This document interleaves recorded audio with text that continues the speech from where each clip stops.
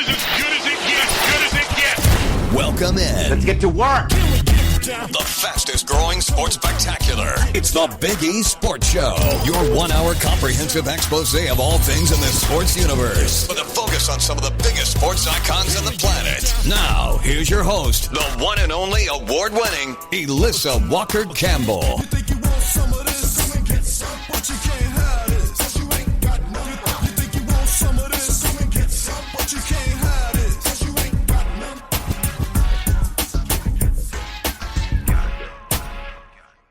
Hey, Elissa Walker Campbell, Super Bowl 60 coverage continues. And right now we are honored to welcome in one of the most influential figures in the history of professional sports, super agent Leigh Steinberg. For decades, Leigh has represented some of the greatest quarterbacks and leaders in the NFL that they've ever known. We're going to take time to get the pulse on Super Bowl 60. Also, we're going to highlight his brand new book that's coming out, The Comeback, a playbook for turning life setbacks into victories. Thank you so much for carving out time while you're on Radio Row. How are you, Leigh? I'm doing great, and it's about my 50th Super Bowl, and I'm back in the place I went to school and lived part of my life, so it's all exciting. Yeah, a lot of nostalgia. So as an agent who has experienced countless Super Bowls, what is your mindset? Tell the listeners, what's your mindset during Super Bowl week when clients are on the game's biggest stage?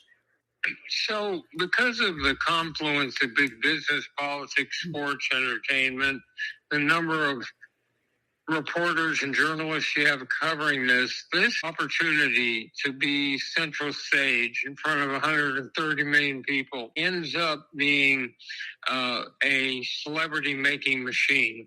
And so if you see quarterbacks like Sam Darnold and Drake May, this is their first big exposure to national recognition, and they can enter the game as a very good quarterback, and they can leave as a household name. Yeah, because all of a sudden they're in People magazine and they're on the Today or the Tonight Show, and so it's got that power. It's probably the premier marketing event in American sports. Well, and I was going to say, from your perspective, I mean, what does a strong Super Bowl performance mean ultimately for a player's career trajectory beyond the final score? Well, you saw what it did for Patrick Mahomes, and you see what it did for Tom Brady. And quarterbacks who play in this game, it's just a function of adversity. Can they deal with throwing a couple interceptions, the crowd's booing, the game's on the line? Can they elevate their performance in critical circumstances to take a team to and through the Super Bowl? When you look at the Super Bowl week that's like this, what feels different this year, Leigh? Larger, bigger, San Francisco, bigger city, more people in town, and new teams. So for years, the NFL has wanted parity. And now, for the first time, instead of New England or Kansas City, they have two new teams. Well, New England's back, but Seattle's a new team. So you saw the emergence of new coaches taking Chicago and New England and Denver and Jacksonville and a number of teams. So it's sort of a reshuffling of the deck because there's no Buffalo, no Kansas City. Super Bowl 60 is set. The Seahawks and the Patriots meet on the biggest stage at Levi Stadium in Santa Clara. We're going one-on-one with super agent Leigh Steinberg. And Leigh, you have represented some of the greatest quarterbacks in the NFL history, had a front row seat to just elite leadership in that position. So when you look at the quarterbacks this year, Sam Darnold and Drake May, what do you see through your lens? That they're both on the verge of being what we call franchise quarterback, that you can build around for 10 to 12 years. And so this is their opportunity to enter the pantheon of history. So what you see is the many different markers and ways to judge quarterbacks, but ultimately The question is, can they take you to and deliver in the Super Bowl? And so this is the big test that we'll see this week. And whoever passes it goes on to fame and glory. Well, Sam Darnold's journey has taken him through multiple organizations and resets. Let's talk about Sam and just what this says about his inner fortitude and how he just continues to adapt and to respond in a very big way. So you've got to be scratching your head if you're a Minnesota fan and ask, why would you ever take a quarterback who just led you to 14-3 and pass on him for an untested player that, granted, you did take in the first round. But think of Sam Darnold. He goes to New York, the biggest stage in the country, and he doesn't really have the supporting cast around him, and he fails. And then he ends up in San Francisco, and he ends up in Carolina, and nothing's working. And then he goes to Minnesota, and after a spectacular season, he gets let go. Yeah.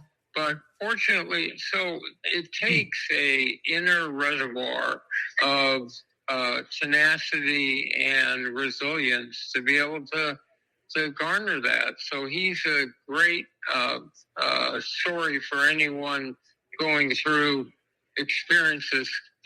It's why I wrote the book, The Comeback, to talk about resilience, and he's Exhibit A. And we're going to shine the spotlight here in just a moment. But do you see, Leigh, parallels between Sam Darnold's path and other quarterbacks that you've represented through the years?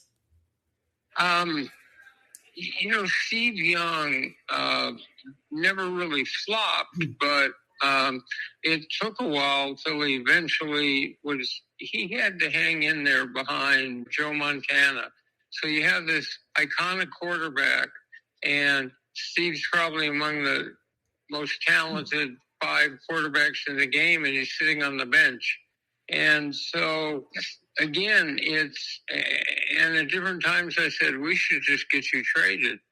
To which he responded, no, there's something unique about San Francisco and the system, and he wanted to stay. So it's like that. Or Troy Aikman wasn't as, didn't have a beginning that was all that promising because they drafted him first in the 89 draft, and the whole team is going to be built around him, and that lasted about 6 weeks until the supplemental draft brought the quarterback that Jimmy Johnson had just gone to the national championship with, Steve Walsh. And now you have a quarterback controversy with a team that was really horrible in terms of talent at that level. So when you look behind the scenes of successful quarterbacks, you often find that they had to deal with their own level of adversity.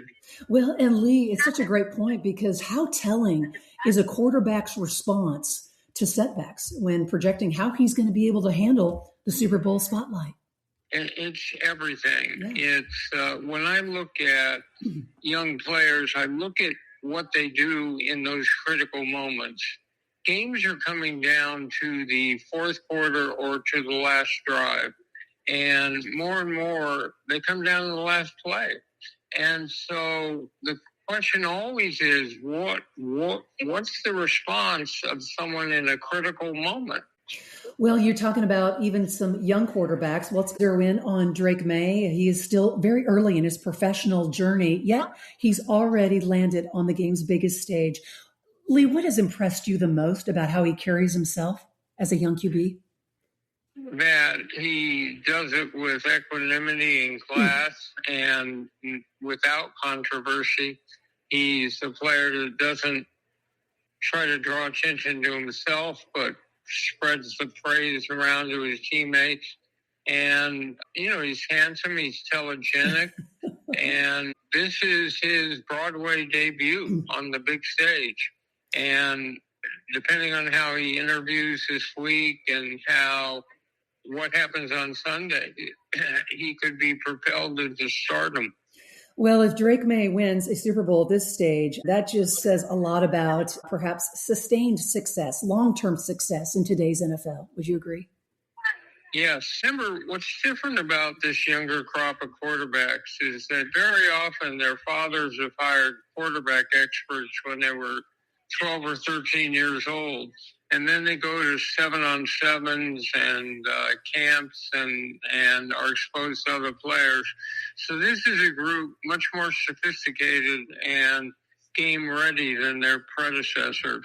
And so this is what augurs well for success for them early. But then a lot of it's situational. Do they go to the right team with enough support to get them there? So that really is a key. We are winding down our time with Super Agent Leigh Steinberg. We want to shine the spotlight on your new book that is coming out. It is titled Comeback, a playbook for turning life setbacks into victories. Tell us about the book. Well, the genesis of it was a struggle I had with alcohol like 20 years ago. And the fact that in life, we all experience reverses.